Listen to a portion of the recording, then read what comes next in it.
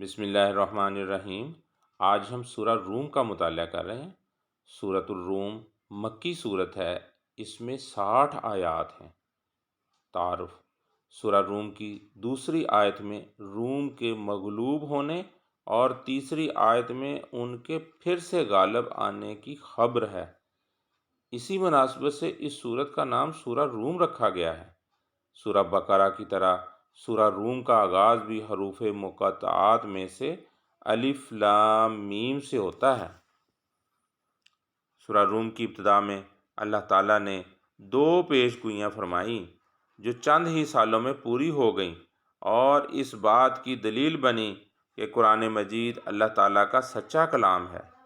پہلی پیشن گوئی رومیوں کے دوبارہ غالب آنے کی تھی، جنہیں ایرانیوں نے ایک بڑی شکست دی تھی۔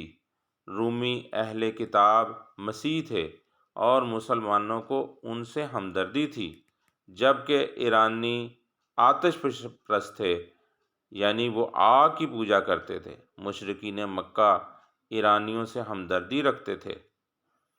ظاہری حالات بتا رہے تھے کہ ایرانیوں کا رومیوں سے شکست کھانا ناممکن ہے، لیکن اللہ تعالیٰ نے اپنی قدرت سے رومیوں کو ایرانیوں پر فتح عطا فرمائی۔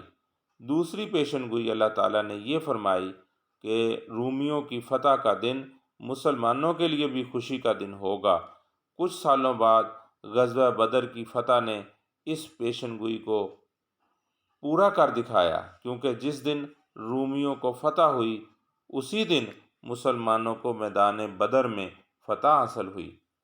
سورہ روم کا خلاصہ اسلام کی صداقت کا بیان اور انسانوں کی کردار سازی ہے۔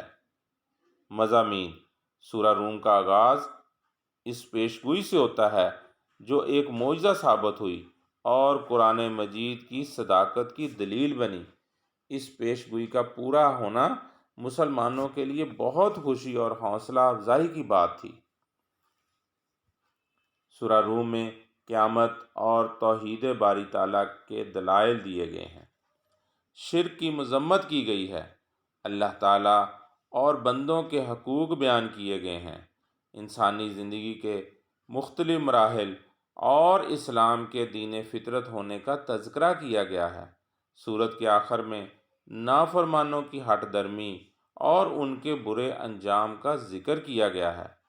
علمی و عملی نکات: فنا ہو جانے والی کائنات پر غور و فکر انسان کو آخرت کا یقین دلاتا ہے۔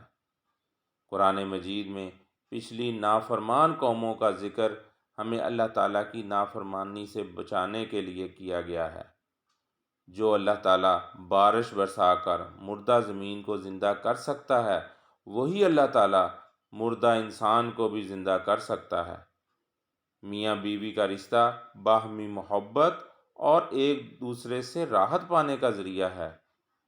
رشتہ داروں، مسکینوں اور مسافروں کے ساتھ حسن سلوک کرنا اللہ تعالیٰ کو راضی کرنے کا ذریعہ ہے۔ اللہ تعالیٰ کے نزدیک سود سے مال گھٹتا ہے اور زکوٰۃ سے مال بڑھتا ہے۔ خشکی اور تری میں فساد برپا ہونا انسانوں کے برے اعمال کا نتیجہ